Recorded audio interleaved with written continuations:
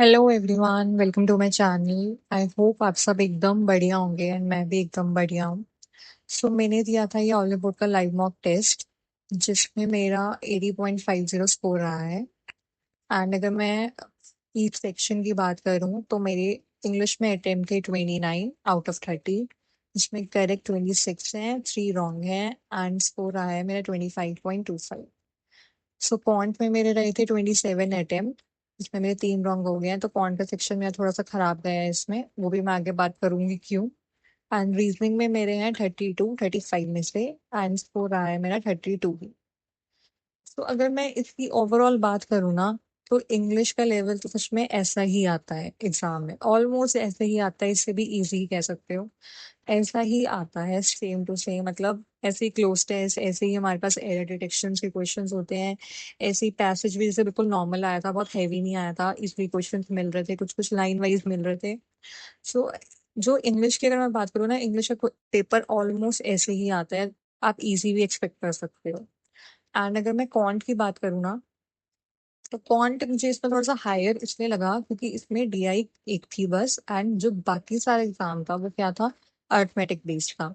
सो ऐसा जरूरी नहीं है कि ऐसा एग्जाम आए, देखो शिफ्ट वाइज डिपेंड कर सकता है, किसी किसी की शिफ्ट बहुत हार्ड आ सकती है, तो वो अगर हार्डेस्ट में कुछ आएगा ना, अगर हार्ड में कुछ आएगा तो वो ऐसे ही आएगा, जिसमें अर्थमेटिक ज्यादा होगा और बाकी जो डीआई एंड वो होंगे वो कम होंगे। तो इसको मैं हार्ड भी नहीं कहूंगी, लेवल और इजी था, बट इसमें जिसने अर्थमेटिक कम करी हुई है, जिसने उसकी प्रैक्टिस कम करी हुई है, जिसने डीआई की प्रैक्टिस ज्यादा है। देखो इसमें रॉन्ग नंबर सीरीज काफी कैलकुलेटिव थी, इजी थी पर कैलकुलेटिव थी। सेकंड इसमें डीआई कम थी, इसलिए इसके अटेम्प्ट्स कम हो रहे हैं। एंड थर्ड इसमें अर्थमेटिक ज्यादा थी, तो अर्थमेटिक भी ऐसे नहीं है कि काफी इजी है, एकदम बन जाएगी। ठीक है, तो टाइम ही नहीं बचेगा अर्थमेटिक के लिए, क्योंकि ऐसा ही नहीं कि तुम सारे एकदम अर्थमेटिक क्वेश्चन स्टार्टिंग में बना लोगे। सबसे पहले तो इजी इजी बनेंगे ना, तो इस वजह से इसमें मेरे अटेम्प्ट्स कम रहे हैं। एंड अगर मैं एग्जाम की बात करूँ ना, तो इससे तो एग्जाम कम ही आता है, कम ही लेवल का आता है। बट किसी किसी शिफ्ट, कोई कोई शिफ्ट ऐसी आ जाती है जिसमें ना थोड़ा सा इसी लेवल का एग्जाम आएगा, इससे ऊपर तो आई डोंट थिंक सो नहीं जाने वाला। एंड अगर मैं रीजनिंग की बात करूँ, तो रीजनिंग में भी ये जो एग्जाम था ये थोड़ा हाई लेवल पे ही था, ऐसा नहीं आने वाला, ये जो मॉक के अकॉर्डिंग तो नहीं आने वाला है। इसमें अगर मैं बात करूँ ना, तो इसमें रीजनिंग में सारे पजल्स ही पजल्स थे। अब मैं ये भी नहीं कहूंगी कि पजल्स की लैंग्वेज थोड़ी हायर थी या पजल थोड़ा हाई लेवल के थे, नहीं। पजल इजी थे, बट जो उसकी लाइन मतलब रीडिंग ज्यादा थी इसमें, जैसे सिलोगिज्म के क्वेश्चंस कम हो गए। डिस्टेंस डायरेक्शन इसमें ट्रिकी था, करने वाला नहीं था। तो मतलब वो वाले क्वेश्चंस इसमें कम थे एंड पजल्स इसमें ज्यादा थी, तो ये थोड़ा टाइम टेकिंग हो सकता है। जैसे एज वाला पजल था, इसमें टाइम लग सकता है, बाकी इजी थे।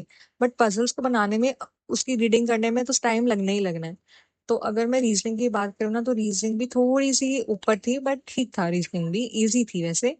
एंड इस मॉक के अकॉर्डिंग रियल एग्जाम में ना रीजनिंग इससे इजी ही आती है और इजी ही आएगी। सो मैं हमेशा ये एडवाइस करती हूँ बिगिनर्स को, जिनके पास हॉलीवुड का पेड नहीं है, एटलीस्ट आप इसके लाइव मॉक जरूर लगाओ। क्योंकि जब आप एग्जाम लेवल में जाओगे ना, तो आप ये देखोगे कि सच में ऐसा ही एग्जाम आता है, सेम, इससे कम ही आएगा। जब मैंने स्टार्ट करा था ना देना, मुझे नहीं पता था, मैं दूसरे प्लेटफॉर्म्स पे थोड़ा ज्यादा ध्यान देती थी, बट ये तो देखो प्रमोशन भी नहीं है, बट ये सच है, हॉलीवुड जैसा लेवल ही एग्जाम में आता है और आएगा। मैं भी जब इसमें प्रैक्टिस करती थी ना, तो इसमें मेरी परफॉर्मेंस बहुत अच्छे से एनालाइज हो जाती थी। एंड ये एक ऐसा प्लेटफॉर्म है कि जिसमें ना तो आपकी परसेंटाइल परफॉर्मेंस आप सब कुछ बहुत अच्छे से एनालाइज कर